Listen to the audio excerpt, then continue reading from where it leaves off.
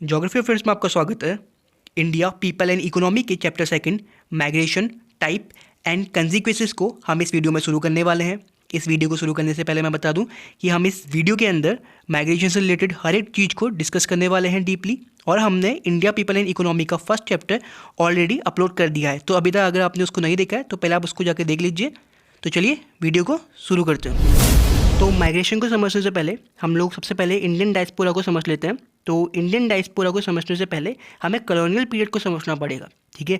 तो colonial period में क्या हो रहा था कि जो यूरोपियन कंट्रीज थे उसने बहुत सारी कंट्रीज़ को क्या कर दिया था, कॉलोनी बना लिया था। अब कॉलोनीज बना लिया था, वहाँ से उनने जहाँ उनने कॉलोनी बनाया वहाँ से उन्होंने लेबर को उठाते थे और उनको किसी पर्टिकुलर प्लांटेशन फील्ड में भेज देते थे, ठीक है, लेबर के तौर पर वर्क करने के लिए। और यहाँ से शुरू हुआ किया कि लार्ज स्केल में जो माइग्रेशन है वो यहीं से आपका सबसे पहले शुरू हुआ है।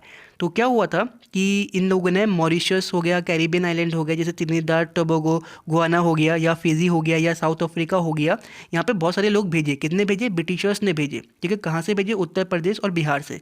इसके अलावा जो रीयूनियन आइलैंड है, ठीक है, ग्वादेलोपी है, मार्टिन क्यू है, सुरिनाम है, यहाँ पर भी बहुत सारे लोगों को फ्रेंच और डच लोगों ने भेजा हुआ है।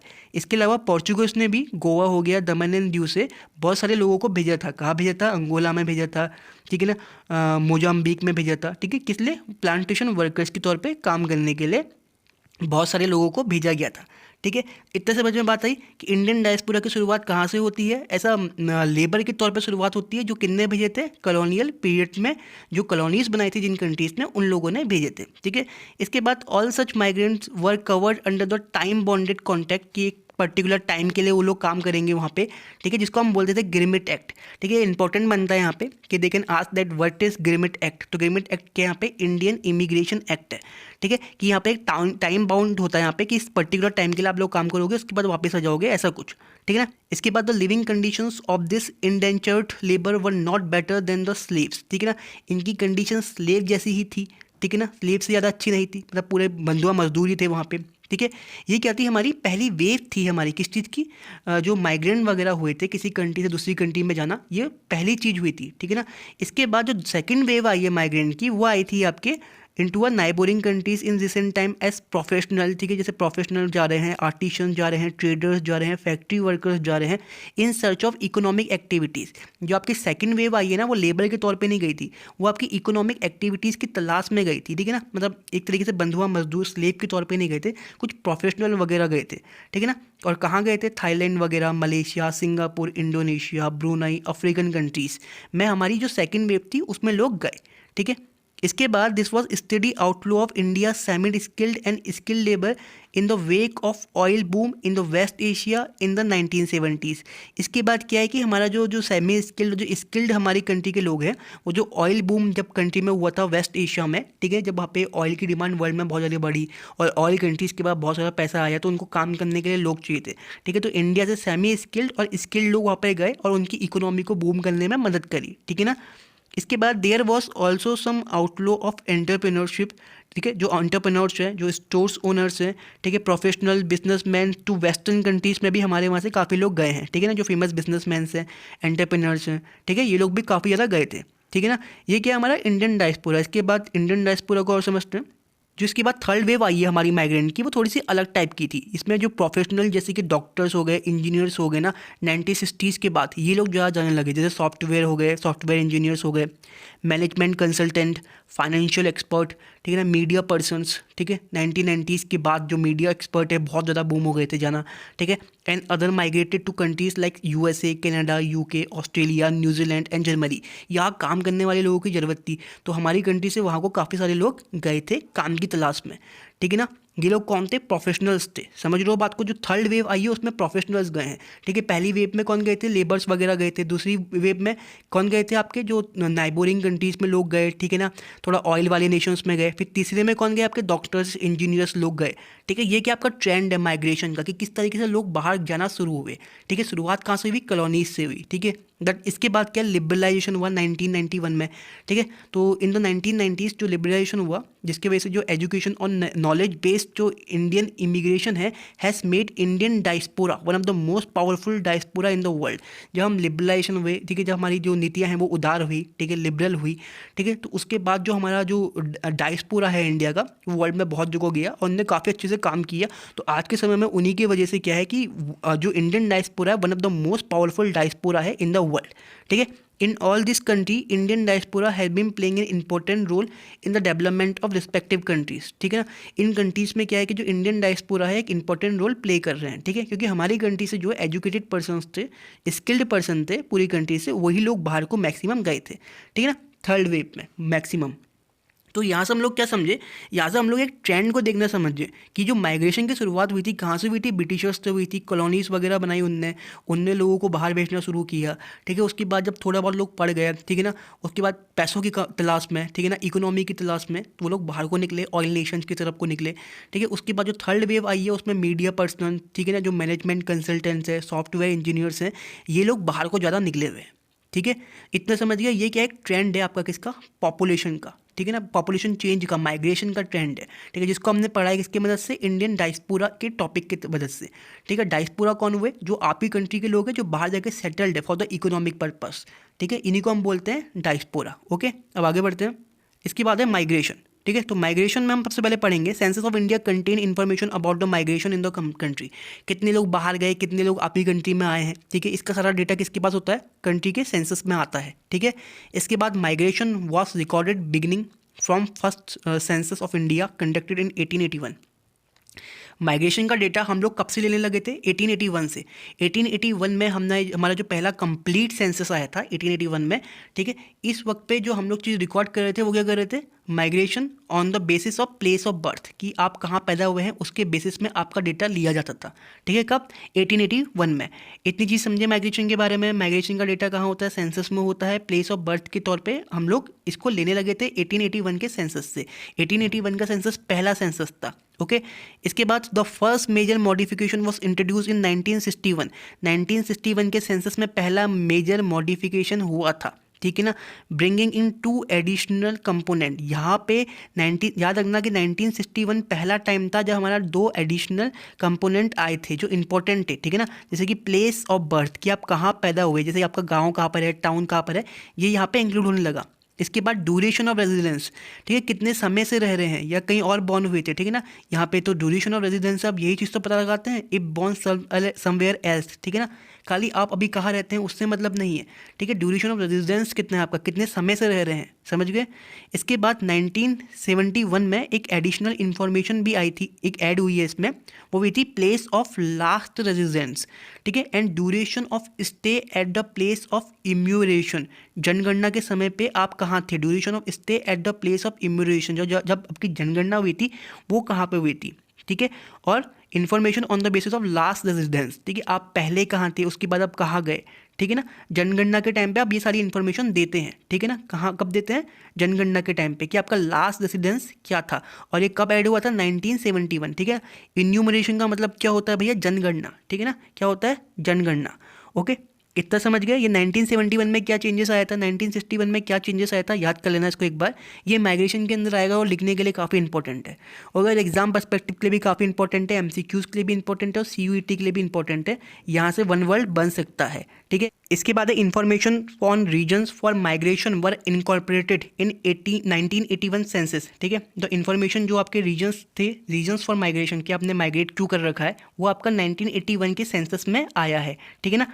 समझ गए कि कौन से सेंसस में आपको रीजन्स पूछने लगे थे कि आपने माइग्रेट क्यों किया है, ठीक है। तो कौन सा सेंसस था, 1981 का सेंसस, ओके, कि इकोनॉमिक पर्पस से किया है, मैरिज पर्पस से किया है, एक्सेट्रा लाइक दैट, ओके। इसके बाद जो सेंसस है इंडिया का, वो मोस्टली आपसे जो चीज़ पूछता है ना वो यहाँ पर लिखा है, ठीक है। पहला है जो चीज़ आपसे पूछेगा वो है, is the person born in the village और टाउन, क्या जो आदमी है जो आपसे जनगणना करने वाले आएंगे सेंसस के लिए, तो वो आपसे पूछेंगे क्या कि आप विलेज में पैदा हुए हैं या टाउन में हुए हैं, ठीक है। If no then further information is taken on rural urban status, ठीक है, of the place of birth. Name of district, कहाँ पैदा हुए, ठीक है ना, डिस्ट्रिक्ट का नाम क्या था, स्टेट का नाम क्या था, ठीक है ना, अगर इंडिया के बाहर पैदा हुए थे तो नेम ऑफ द कंट्री क्या है, ये सारी इन्फॉर्मेशन क्या आपको देनी पड़ती है, ठीक है, सेंसस में।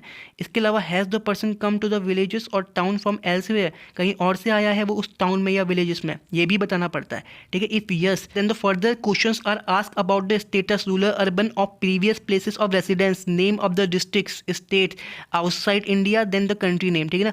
अगर आप उस जगह से नहीं है जहाँ आपकी जनगणना हो रही है तो वहाँ पर ये पूछा जाएगा कि आपका जो प्लेस ऑफ रेसिडेंस था वो कहाँ था पहले, डिस्ट्रिक्ट का नाम क्या था, ठीक है ना। और अगर आप बाहर से आए हैं कंट्री के तो आपकी कंट्री का नाम क्या था, ये सारी इन्फॉर्मेशन आपसे पूछी जाती है, ठीक है ना, कि समझ गए कि किस तरह के क्वेश्चन आ सकते हैं। अगर आप एक पर्टिकुलर स्टेट में हैं या किसी जगह पे है तो आप वहाँ के बारे में बताएंगे, अगर आप वहाँ कहीं और से आए हैं तो जहाँ से आए हैं वहाँ की इन्फॉर्मेशन देंगे, ठीक है।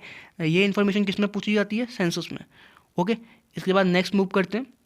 In the census of India migration is enumerated on two basis, ठीक है। इंडिया की जो सेंसस है उसमें माइग्रेशन को हम दो तरीके से जोड़ते हैं। पहला है आपका प्लेस ऑफ बर्थ, ठीक है। If the place of birth is different from the place of enumeration, जब जनगणना हुई है जहाँ पे वहाँ से अलग है तो आप इसमें उस चीज़ को नोट करेंगे। ओके, इसके बाद प्लेस ऑफ रेसिडेंस, ठीक है ना, कहाँ रहते हैं आप, ठीक है। If the place of last residence is different, जहाँ आप पहले रहते थे वो जगह अलग है from the place of enumeration, ठीक है, जहाँ जनगणना हुई वहाँ की जगह से, तो उसको नोट करेंगे, ठीक है ना। कौन कौन सी चीज़ों को आप इन्यूमरेट करते हैं ये याद रखना आप यहाँ पे, ठीक है ना। प्लेस ऑफ बर्थ और प्लेस ऑफ रेसिडेंस को आप मोस्टली क्या करते हैं यहाँ पे इंक्लूड करते हैं। ओके, इतना समझ गए, बहुत बढ़िया। इसके बाद as per 2001 census out of 1029 million people in the country, ठीक है, इंडिया के जो सेंसस है उसके अकॉर्डिंग जो हमारे पास 1029 मिलियन पॉपुलेशन है, ठीक है, ये 100 करोड़ के आसपास पॉपुलेशन कम थी हमारी, ये थी हमारी 2001 के सेंसस में। ओके, तो इसके अकॉर्डिंग क्या है कि हमारी कंट्री के अंदर 30% पॉपुलेशन है हमारी, ठीक है ना, 307 मिलियन यानी कि 30 करोड़ के आसपास जो पॉपुलेशन है वो क्या है, migrant by place of birth, ठीक है, क्या है, migrants by place of birth, ठीक है। However this figure was 315, 315, 31% in the case of last residence, ठीक है। तो याद रखना कि 30% जो हमारी पॉपुलेशन है वो क्या है, migrants by place of birth है, ठीक है, क्या है, migrant by place of birth, ठीक है। हाउएवर इसके अलावा जो फिगर है वो 315 तक पहुंच जाता है, यानी 31% तक पहुंच जाता है, ठीक है, in the case of last residence, ठीक है। तो समझ गए बात को। इसके बाद है स्ट्रीम ऑफ माइग्रेशन। तो स्ट्रीम ऑफ माइग्रेशन में देखा जाता है जैसे इंटरनल माइग्रेशन, ठीक है, with in the country, country के अंदर ही जो हुआ है। इसके बाद है इंटरनेशनल माइग्रेशन, ठीक है ना, out of country and into the country from other country, ठीक है। इंटरनेशनल माइग्रेशन क्या हुआ, आपकी कंट्री से कोई बाहर जा रहा है या बाहर की कंट्री से कोई आपकी कंट्री में आ रहा है, ठीक है, ये क्या हो गया, आपकी इंटरनेशनल माइग्रेशन हो गए। ओके, इसके बाद under the internal migration, internal migration के अंदर पे 4 स्ट्रीम होती है। पहला है रूरल टू रूरल, ठीक है, गांव से गांव जो माइग्रेट हो रहा है। दूसरा है रूरल टू अर्बन, ठीक है, गांव से अर्बन की तरफ को जो माइग्रेट हो रहा है। तीसरा है अर्बन टू अर्बन, यानी शहर से शहर में जो माइग्रेट हो रहा है। इसके बाद चौथा है अर्बन टू रूरल, ठीक है, कि शहर से गांव में, इजी है, ठीक है। 4 स्ट्रीम है, याद रखना, ठीक है ना। इंटरनल माइग्रेशन के अंदर कितनी स्ट्रीम आती है, 4 आती है, ठीक है। इसके बाद इन इंडिया ड्यूरिंग 2011 में इंडिया के अंदर 455 million migrants enumerated on the basis of last residence, ठीक है ना। 445 मिलियन माइग्रेंट्स जो थे वो किस बेसिस में हुए थे, in on the basis of last residence के बेस में हुए थे, ठीक है ना। And 141.9 million has change their place of residence in last 10 year, ठीक है ना। 141 जो मिलियंस आपके जो लोग थे उनने क्या किया, आपका प्लेस ऑफ रेसिडेंस को चेंज किया है लास्ट 10 ईयर में, ठीक है ना। Out of this 118 million were intra state migrants, ठीक है, 118 के आपके इंट्रा स्टेट माइग्रेंट्स हैं। तो ये क्या आपका कुछ डेटा है जो आपको बता रहा है कि आउट माइग्रेंट कितने हुए हैं, आपके 445 हुए हैं, ठीक है। इनमें से 118 क्या है, आपकी इंट्रा स्टेट है, ठीक है ना। इंट्रा स्टेट का मतलब क्या है कि अपने ही स्टेट के अंदर माइग्रेट हुए हैं एक जगह से दूसरी जगह, जैसे गांव से शहर वगैरह वगैरह, ठीक है ना। और 141.9 के कौन से लोग हैं आपके, जो आपका प्लेस ऑफ रेसिडेंस को उन्होंने चेंज किया है, कितने समय में, 10 सालों में। ओके, इसके बाद this stream was dominated by female migrant, ठीक है ना। जो आपका माइग्रेशन है इसमें फीमेल माइग्रेशन काफ़ी अच्छा होता है, ठीक है। ज़्यादा जो माइग्रेशन होता है फीमेल का वो मैरिज के बेस में होता है, ठीक है, कि शादी के बाद जगह चेंज करती हैं, एक्सेट्रा एक्सेट्रा। इसके बाद female predominate the stream of short distances, female का जो माइग्रेशन है मोस्टली शॉर्ट डिस्टेंसेस होता है, जैसे rural to rural migration in both type of migration, ठीक है ना। जो फीमेल का आपका डोमिनेशन होगा किस में होगा, रूरल टू रूरल होगा, ठीक है। इसके बाद मेन का जो डोमिनेंस होता है माइग्रेशन में वो होता है आपका रूरल टू अर्बन, ठीक है, या intra state migration due to economic reason, ठीक है ना। किसकी वजह से, इकोनॉमिक रीजन की वजह से कमाने के लिए बाहर निकलते हैं, तो मेन का क्या है, अलग तरीके का आपका माइग्रेशन होता है, ओके इसके बाद जो 2011 के सेंसस के अकॉर्डिंग जो 5 मिलियन से ज़्यादा जो पर्सन्स है वो माइग्रेट करके कहाँ आए हैं, इंडिया में आए हैं, ठीक है, दूसरी कंट्रीज से, ठीक है। इनमें से भी जो 88.9% है ना वो आपके जैसे बांग्लादेश है, ठीक है ना, बांग्लादेश से आए हैं या नेपाल से आए हैं या पाकिस्तान से आए हैं, ठीक है। इन 3 कंट्रीज से क्या आपका मैक्सिमम माइग्रेशन आया है, समझ गए इस चीज़ को। ओके तो माइग्रेशन के अंदर ये कुछ इन्फॉर्मेशन थी जैसे कि कितने टाइप के होते हैं, ठीक है ना, एक इंटरनल होता है, एक इंटरनेशनल होता है माइग्रेशन, ठीक है ना। इंटरनल माइग्रेशन के अंदर कितने टाइप्स आते हैं, ठीक है ना, प्लेस ऑफ लास्ट रेजिडेंस के तौर पे कितने लोगों ने जो अपना रेसिडेंस है वो चेंज किया हुआ था, ठीक है ना, किसकी फीमेल कहाँ माइग्रेट होकर जाती है ज़्यादा, ठीक है ना, मेल कहाँ जाते हैं, ठीक है। सेंसस ऑफ इंडिया के अकॉर्डिंग कितने लोग हमारे इंडिया में आए थे, ठीक है, 2011 में, और कितने लोग पाकिस्तान, नेपाल वगैरह वगैरह से आए थे।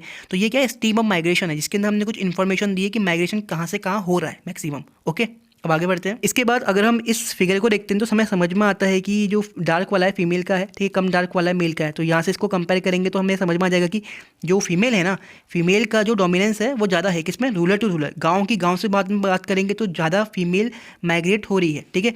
रूरल टू अर्बन की बात करेंगे तो यहाँ पर भी क्या है, आपका फीमेल ज़्यादा है, ठीक है।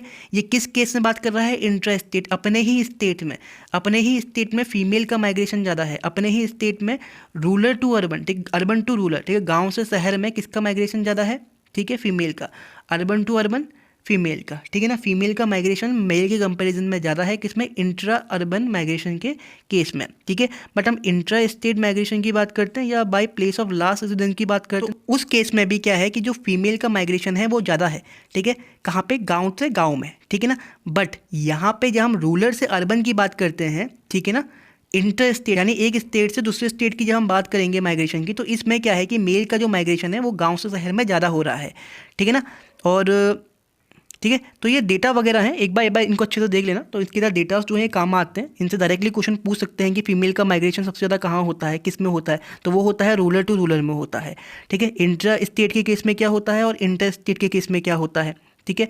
देखो सारे केसेस में मैक्सिमम क्या है, फीमेल की पॉपुलेशन ज़्यादा है, ठीक है, मेल से, ठीक है। बस एक केस है जहाँ पे जो मेल का माइग्रेशन है वो ज़्यादा हो रहा है, वो है आपका ये वाला, ठीक है। जहाँ पे रूरल टू अर्बन की बात कर रहे हैं वो भी इंटर स्टेट यानी कि एक स्टेट से दूसरे स्टेट वाले केस में मेल का माइग्रेशन क्या है, ज़्यादा है फीमेल के केस में।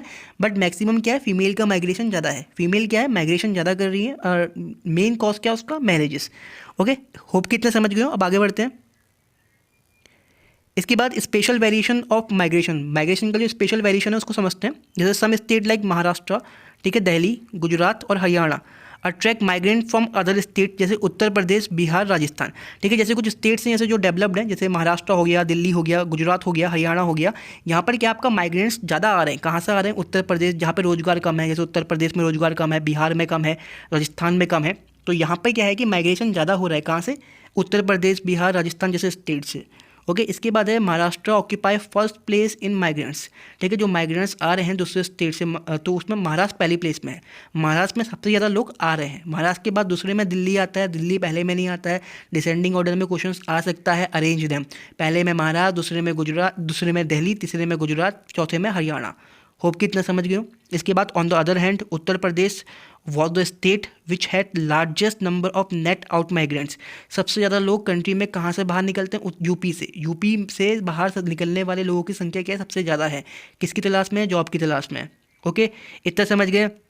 इसके बाद आपके पास ये डेटा है वगैरह, यहाँ पे सबसे ज़्यादा पॉपुलेशन कहाँ से आई है वो समझते हैं, ठीक है। तो सबसे ज़्यादा पॉपुलेशन कहाँ से आई है, बांग्लादेश से, हमारी कंट्री में कहाँ से आई, बांग्लादेश से। बांग्लादेश के बाद पाकिस्तान सेकंड, नेपाल थर्ड, ठीक है। ये याद रखना यहाँ से मैप देख के, ये जो आपका डायग्राम है यहाँ से याद रखना कि सबसे ज़्यादा पॉपुलेशन बांग्लादेश से आई है, फिर पाकिस्तान से, फिर नेपाल से, ठीक है। इसके बाद श्रीलंका आता है चौथे नंबर पे, ठीक है। कौन आता है, श्रीलंका, फिर आता है म्यांमार, ठीक है, फिर कौन आता है, म्यांमार, फिर भूटान मत कर देना, नाम से कंफ्यूज हो जाओगे। भूटान से ज़्यादा लोग चाइना से आ रहे हैं हमारी कंट्री में, ओके। उसके बाद आपका भूटान और अफगानिस्तान आता है, ठीक है। अफगानिस्तान और भूटान सबसे नीचे है, ठीक है, यहाँ से सबसे कम लोग हमारी कंट्री में आए हुए हैं, ओके। तो इसको एक बार ध्यान से देख के समझ लेना कि हमारी कंट्री में मैक्सिमम माइग्रेंट्स कहाँ से आए हैं, ठीक है। इस डेटा से काफ़ी कुछ सीखने को मिलेगा, मतलब आंसर भी दे पाओगे इससे रिलेटेड। ये क्वेश्चंस आते हैं इस एग्जाम में कि कहाँ से सबसे ज़्यादा माइग्रेंट्स आए हैं, ओके।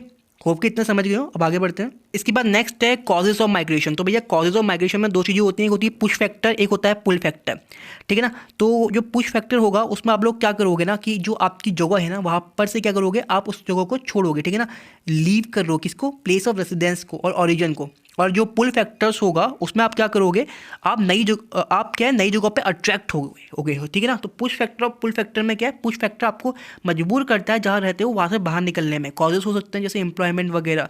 और पुल फैक्टर क्या है कि कहीं पे एम्प्लॉयमेंट ज़्यादा है तो वो अट्रैक्ट कर रहा है आपको, ठीक है, जगह अच्छी है टूरिज्म के लिए वगैरह वगैरह, तो पुल फैक्टर बनता है।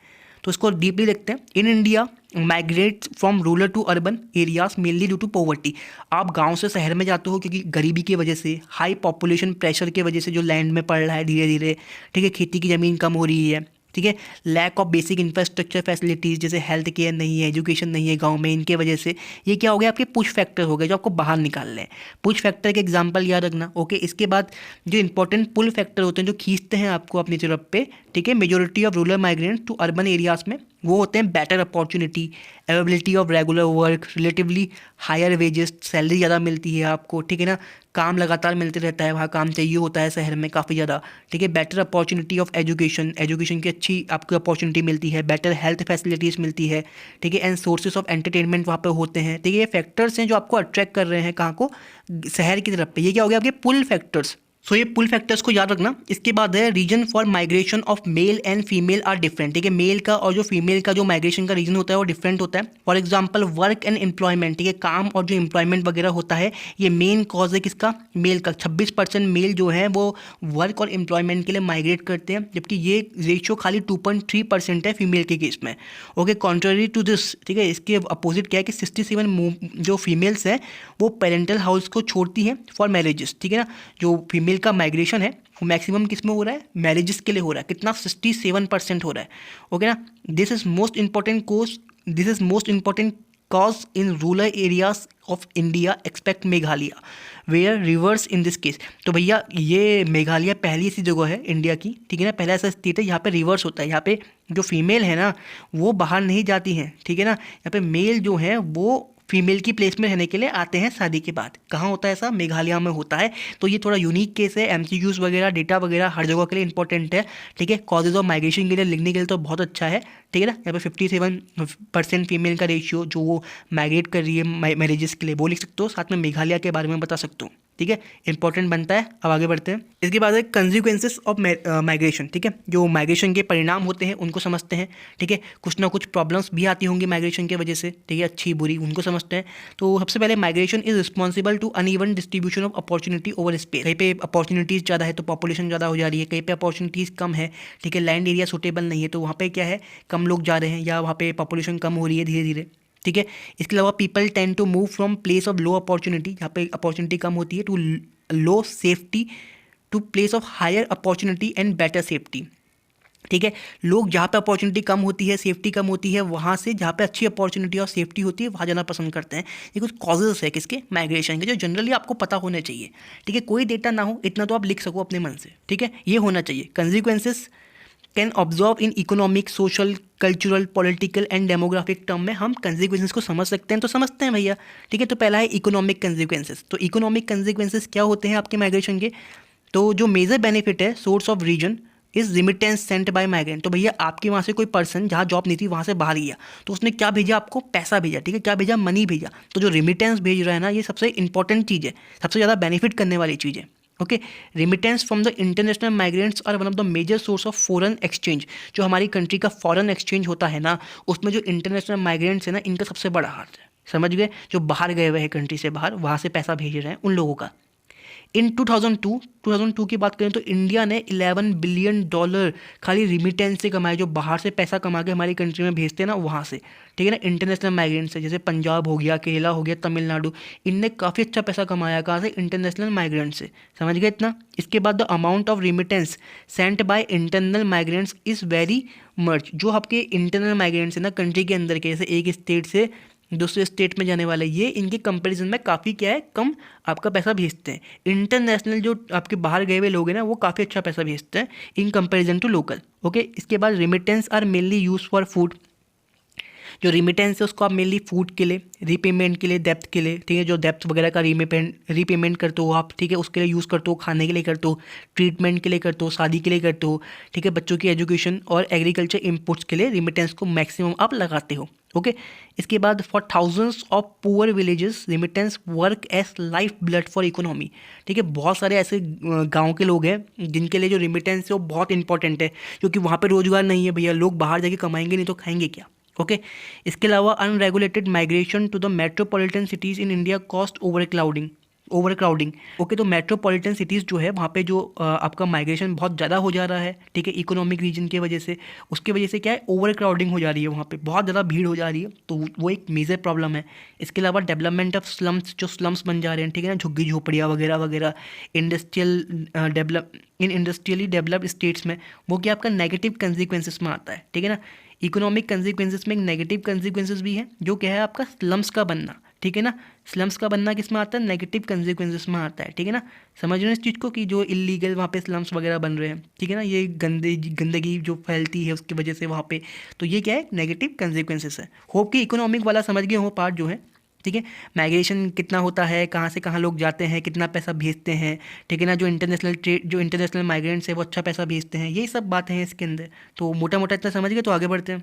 इसके बाद है डेमोग्राफिक कंसिक्वेंसेस। डेमोग्राफिक कंसिक्वेंसेस क्या होते हैं, जैसे migration lead to redistribution of population within the country. ठीक है, अब ऑब्वियसली बात है भैया, यहाँ पे माइग्रेशन हो रहा है, ठीक है ना, वहाँ पे क्या है, पॉपुलेशन का क्या है, रिडिस्ट्रीब्यूट हो जा रही है, वहाँ पॉपुलेशन बहुत जल्दी आ जा रही है, ठीक है, एक मेजर प्रॉब्लम हो जाएगी जिसकी वजह से, ठीक है। Rural urban migration is one of the important factor contributing to the population growth of cities. ठीक है, गाँव से जो शहर में पॉपुलेशन आ जा रही है ना, वो सिटीज़ की बढ़ती पॉपुलेशन के लिए मेजर प्रॉब्लम है, ठीक है ना। समझ रहे हैं इस चीज़ को। अब आने वाले समय में क्या है ना कि अर्बनाइजेशन इंडिया में बढ़ेगा, तो प्रॉब्लम्स ऑफ अर्बनाइजेशन भी एक मेजर चैलेंज के तौर पे इंडिया के अंदर बहुत ज़्यादा आपको सुनाई देगा, ठीक है। Age and skill selective out migration from rural areas has adverse affect on rural demographic structure. भैया जो स्किल्ड आपकी पॉपुलेशन है, या जो एज है ना पर्टिकुलर, जैसे जवान जो एज है वो गाँव से बाहर आ जाएगी, तो गाँव में क्या है कि अनस्किल्ड लोग ज़्यादा रह जाएंगे, बूढ़े लोग ज़्यादा रह जाएंगे। समझ रहे हैं इस चीज़ को। इसके अलावा high out migration from Uttarakhand से हो गया, राजस्थान हो गया, मध्य प्रदेश हो गया, eastern Maharashtra have brought serious imbalance in age sex composition in this states. Age sex composition समझ रहे हैं आपकी, जैसे उत्तराखंड, राजस्थान, मध्य प्रदेश, ईस्टर्न महाराष्ट्र, यहाँ पर कहना है कि कई जगह पे फीमेल की पॉपुलेशन बहुत ज़्यादा है इन कंपैरिजन टू मेल। ऐसा क्यों हुआ, क्योंकि मेल पॉपुलेशन क्या है, माइग्रेट कर गई बाहर पे, किस चीज़ के लिए, जॉब वगैरह के लिए। Okay, similarly imbalance are about in the recipient state, ठीक है ना, जहाँ पे वो पॉपुलेशन पहुँच रही है वहाँ पे क्या है कि मेल का रेशियो बढ़ जा रहा है। फॉर एग्जांपल मुंबई वगैरह में मेल पॉपुलेशन ज़्यादा है, दिल्ली में मेल पॉपुलेशन ज़्यादा है, क्यों, क्योंकि मेल ज़्यादा माइग्रेट करके वहाँ पे आ रहे हैं रहने के लिए। समझ रहे हैं इस चीज़ को। इसके बाद what is the cause of imbalance in sex ratio in the place of origin and destinations of migrants. ये समझने की चीज़ है, आपको इसको आंसर खुद से ढूंढना है। तो बेसिक सी बात है ना कि आपके स्टेट से अगर मेल पॉपुलेशन बाहर जाएगी तो यहाँ पे क्या है, फीमेल पॉपुलेशन बढ़ जाएगी, ठीक है, और बाकी जगहों पे मेल पॉपुलेशन बहुत ज़्यादा आ रही है तो यहाँ पे क्या है, फीमेल पॉपुलेशन घट जाएगी, ठीक है ना, ये होता है, ठीक है। समझ गए इस चीज़ को। ये क्या है, डेमोग्राफिक कंसिक्वेंसेस। अब आगे बढ़ते हैं। इसके बाद है सोशल कॉन्सिक्वेंसेस। सोशल कॉन्सिक्वेंसेस क्या देखने को मिलेंगे, जैसे जो माइग्रेंट्स है are agent of social change. अब भैया सपोज करो कि आप महाराष्ट्र में रहते हैं, ठीक है, यहाँ पे बिहार से बहुत ज़्यादा लोग आए, तो बिहार के लोग बिहारी कल्चर भी लेके आएंगे, वो उसको फॉलो करेंगे, तो जो कल्चर का मिक्सचर है ना, ये एक बड़ा फैक्टर बनता है। इसी को हम सोशल कॉन्सिक्वेंसेस के अंदर देखने की कोशिश करेंगे, ठीक है। The new idea related to the technology, family planning, girls education etcetera get diffuse from urban to rural areas through them, ठीक है। सोशल कंसिक्वेंसेस में ये भी होता है कि भैया जो लोग शहर में आए हैं गांव से, तो उन लोगों को नई चीज़ सीखने को मिली कि फैमिली प्लानिंग यहाँ अलग तरीके से होती है, गर्ल्स एजुकेशन में लोग जोड़ देते हैं, ठीक है, टेक्नोलॉजी अलग तरीके से होती है, तो टेक्नोलॉजी जो है डिफ्यूज हो गई कहाँ, अर्बन से रूरल की तरफ को भी जाने लगी धीरे धीरे करके।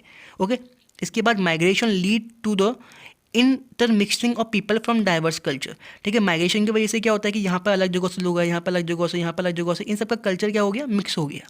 ओके, ये होता है एक चीज़, ठीक है। It has positive contribution such as evolution of composite culture, ठीक है, एक मिला जुला आपका कल्चर बन जाता है, ठीक है। Breaking through the narrow consideration and widen up mental horizon of people at large, ठीक है। लोगों का जो सोचने का नज़रिया है वो बहुत बड़ा हो जाता है, लोग सिर्फ एक अपने रीजन तक कंसंट्रेट नहीं करते हैं, उससे बाहर निकल के सोचने लग जाते हैं, ठीक है।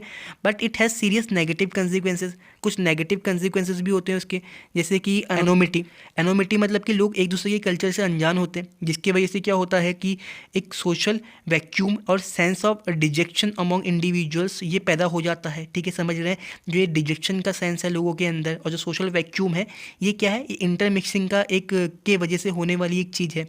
ठीक है, इसके बाद क्या होता है? Continued feeling of dejection may motive people to fall into trap of anti social activities like crime and drug abuse.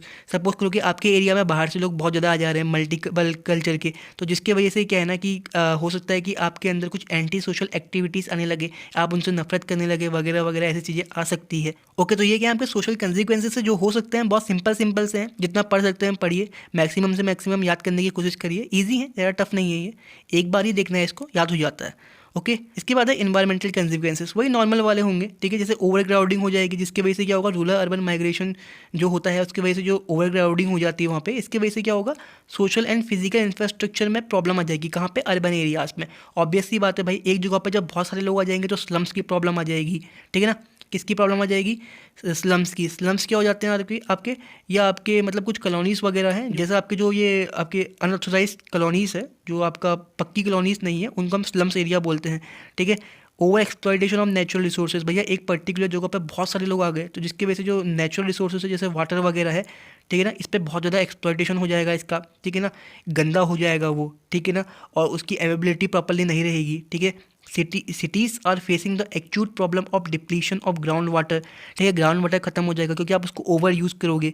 Air pollution हो जाएगा क्योंकि एक जगह पे बहुत सारे लोग रह रहे हैं, जिसकी वजह से एयर पॉल्यूशन बढ़ जाएगा। ठीक है, डिस्पोजेबल ऑफ सीवेज। ठीक है, डिस्पोज कैसे करोगे भाई? शहर के अंदर का जो कूड़ा है वो एक मेजर प्रॉब्लम है। ठीक है, अर्बन की। इसके अलावा मैनेजमेंट ऑफ सॉलिड वेस्ट, ये भी एक मेजर प्रॉब्लम रहेगी। ठीक है, किसकी? इन्वायरमेंटल कंसिक्वेंसेस के अंदर आते हैं सारी चीज़ें। एक बार देख लेना इनको मोटा मोटा, जो नॉर्मली हम पढ़ते आए हैं बचपन से वही है इसके अंदर। ओके, इसके बाद है अदर कंसिक्वेंसेस ऑफ माइग्रेशन। तो अदर कंसिक्वेंसेस क्या होंगे? जैसे migration affect the status of women directly और इनडायरेक्टली। ठीक है, तो जो माइग्रेशन है वो क्या करता है? आपका जो वुमेन का स्टेटस है उसको डायरेक्टली या इनडायरेक्टली अफेक्ट करता ही करता है। Okay, in the rural areas male selective out migration leaving their wives behind put extra physical as well as mental pressure on women. ठीक है, जो रूरल एरियाज होते हैं वहाँ पे जो फीमेल होती है वो कंपेरेटिवली ज़्यादा हो जाती है। क्यों? क्योंकि मेल क्या है? बाहर चले गए हैं वहाँ से, जिसकी वजह से एक फिजिकल और एक मेंटल प्रेशर पड़ता है किसके ऊपर? Women, because they have to raise the family. Okay, इसके बाद migration of women either for education या एम्प्लॉयमेंट के लिए, ये इन्हेंस करता है क्या? ऑटोनॉमी को। ठीक है ना, and role in the economy. मतलब आप सोचो ना कि जब एक पर्सन काम कर रहा है ना, एक मेल पर्सन काम कर रहा है जिसकी वजह से सैलरी आ जा रही है, मतलब पैसा आ रहा है घर पे, पर धीरे धीरे आप देख रहे हो ट्रेंड चेंज हो रहा है। ठीक है, अब फीमेल और मेल पॉपुलेशन भी काम कर रही है इक्वली। अब ये फैशन नहीं बन गया, ठीक है, ये ज़रूरत बन गई है, क्योंकि आज के समय में महंगाई इतनी बढ़ गई है, इन्फ्लेशन रेट इतना बढ़ गया है कि एक की सैलरी से कुछ हो नहीं रहा है। ठीक है, तो यहाँ पे अब ये ज़रूरत भी बन गई है साथ में। ठीक है ना, क्या कि फीमेल का एजुकेट होना, ठीक है, ताकि वो क्या कर सके? इकोनॉमिक एक्टिविटीज़ में योगदान कर सके। ठीक है, और ये हो भी रहा है काफ़ी ज़्यादा। ठीक है, इसके बाद क्या है? If remittance are the major benefit of migration from the point of view of the source of region, the loss of human resources particularly highly skilled people is the most serious cost। ठीक है, जो remittance आता है आपका बहुत ज़्यादा benefit करता है। ठीक है ना, माइग्रेशन में अगर हम सोर्स की बात करें तो उस तौर पे, ठीक है, बट जो लॉस है आपका ह्यूमन रिसोर्स का किसी पर्टिकुलर जगह पे, वो एक बहुत सीरियस कॉस्ट है। फॉर एग्जांपल पंजाब की बात कर लेते हैं। यहाँ पे पंजाब जो है पैसा बहुत आ गया उसके पास, ठीक है ना, पर्टिकुलर टाइम पे, लेकिन अब लॉन्ग टर्म के लिए फ़ायदेमंद नहीं है वो। क्यों? क्योंकि जो आपको पढ़ा लिखा यूथ है ना वो वहाँ से बाहर चला गया। ठीक है, जितने भी पंजाबी हैं जो पढ़े लिखे हैं, ठीक है, जिनके पास स्किल्ड है, वो पंजाब से बाहर चले गए, कनाडा वगैरह चले गए, ठीक है, यूएसए वगैरह चले गए। तो इसकी वजह से क्या होगा? ब्रेन ड्रेन हो गया, यानी कि जो आपके पास अच्छा दिमाग था, जो आपके स्टेट को डेवलप करने में मदद करता, वो वहाँ से बाहर चला गया। ठीक है, जब वो वहाँ से बाहर चला गया तो यहाँ रहेगा कौन? बूढ़े लोग रहे या वो लोग रहे जो ज़्यादा टैलेंटेड नहीं थे, ज़्यादा स्किल्ड नहीं थे। ठीक है, तो इसकी वजह से क्या आता है? एक मेजर प्रॉब्लम क्रिएट होती है कहाँ पे? पंजाब के अंदर। किस चीज़ की? ब्रेन ड्रेन की। तो ये लॉन्ग टर्म में नुकसान करता है किसी भी स्टेट को। ठीक है, कि वहाँ पे कौन लोग रह गए आपके? वहाँ पे वो लोग रह गए जो कि आपका लेस ह्यूमन रिसोर्स है, ठीक है, पहले के मुकाबले।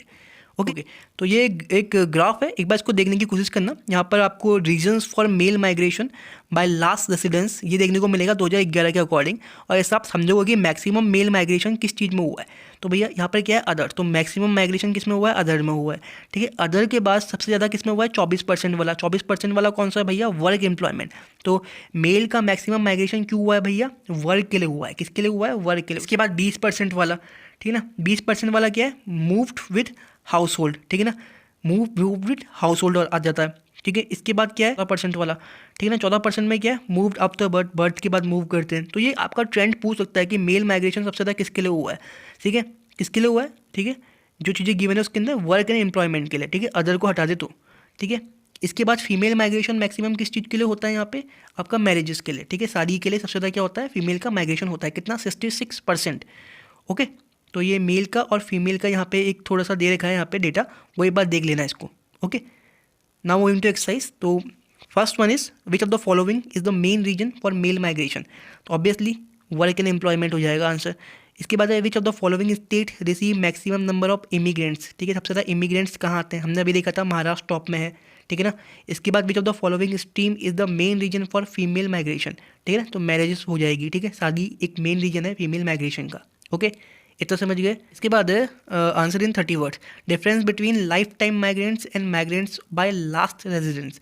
तो भैया लाइफ टाइम माइग्रेंट्स क्या होते हैं कि जो आपके परमानेंटली बाहर चले चुके हैं, ठीक है, और माइग्रेंट बाय लास्ट रेजिडेंस क्या है, जो काम की तलाश में आपके वहाँ आए हैं, ठीक है, अभी यहाँ रह रहे हैं वापस चले जाएंगे, ठीक है, ये अंतर है इनके बीच का। इसके बाद है main reason for male and female selective migration, जो मेल एंड फीमेल का सेलेक्टिव माइग्रेशन जो हमने अभी देखा था वही आंसर देना है कि मेल का migration for work and employment के लिए ज़्यादा होता है, बट वहीं पर ही फीमेल का माइग्रेशन मैरिजेस के लिए ज़्यादा हो रहा है, ठीक है। इसके बाद है what is the impact of rural urban migration on age and sex structure on the place of origin and destination, हमने डिस्कशन कर लिया है इसके अंदर, एक बार फिर से देख लेते हैं। जैसे एक पर्टिकुलर क्या है रूरल एरिया से, यहाँ से क्या हुआ कि मेल पॉपुलेशन क्या है बाहर चली गई, अब मेल पॉपुलेशन जहाँ गई और फिर मेल का नंबर क्या हो गया बढ़ गया, और जहाँ पे यहाँ रूरल एरिया से वहाँ पर फीमेल पॉपुलेशन का नंबर क्या हो गया बढ़ गया, क्यों, क्योंकि मेल क्या हो गया बाहर चले गए, और दूसरी जगह पे क्या है अब नॉर्मली मेल पॉपुलेशन बहुत ज़्यादा हो गई, बहुत बढ़ गई, ठीक है। तो ये क्या है कि वहाँ का डेमोग्राफिक चेंज कर देता है, ठीक है ना, जो वहाँ का एक सेक्स स्ट्रक्चर है वो चेंज हो जाता है कि वुमेन की पॉपुलेशन कहीं ज़्यादा हो जाती है, कहीं मेल की पॉपुलेशन बहुत ज़्यादा हो जाती है, ओके। इसके बाद है answer in 150 word, discuss the consequences of international migration, ठीक है ना, इन इंडिया, ठीक है, जो कंसिक्वेंसेस होते हैं आपके इंटरनेशनल माइग्रेशन के, जो हमने पीछे देखा था, ठीक है, जैसे ब्रेन ड्रेन हो जाता है पंजाब वाले केस में, ठीक है ना, कि आपका जो अच्छा यूथ है, ठीक है ना, वो बाहर चला जाएगा, जिसकी वजह से लॉन्ग टर्म में आपकी इकोनॉमी को नुकसान हो सकता है, क्योंकि भैया जो यूथ काम कर सकता है ना वो तो बाहर चला गया, आपके पास रहा कौन, जो उतना काबिल नहीं था वो, ओके। तो इंटरनेशनल माइग्रेशन जितना फ़ायदेमंद होता है उतने ज़्यादा उसके कुछ नुकसान भी होते हैं, तो कंसिक्वेंसेस नुकसान जो भी होंगे इसके अंदर डिस्कशन करना, जैसा हमने पीछे डिस्कशन किया हुआ है उसी को इसके अंदर नोट करना है, ओके। इसके बाद है what are the social demographic consequences of migration, social demographic consequences क्या होते हैं माइग्रेशन के। तो भैया जो सोशल प्रॉब्लम जिस तरीके की आती होंगी कि कल्चर जो मिक्स हो जा रहा है, ठीक है ना, जो हमने पीछे पढ़ा था पूरा का पूरा, तो सोशल डेमोग्राफिक कंसिक्वेंसेस हम अच्छे से देख चुके हैं, होप कि आप ये आंसर्स दे देंगे, ठीक है। And if you have any problem so please write in the comment, I will give the answer.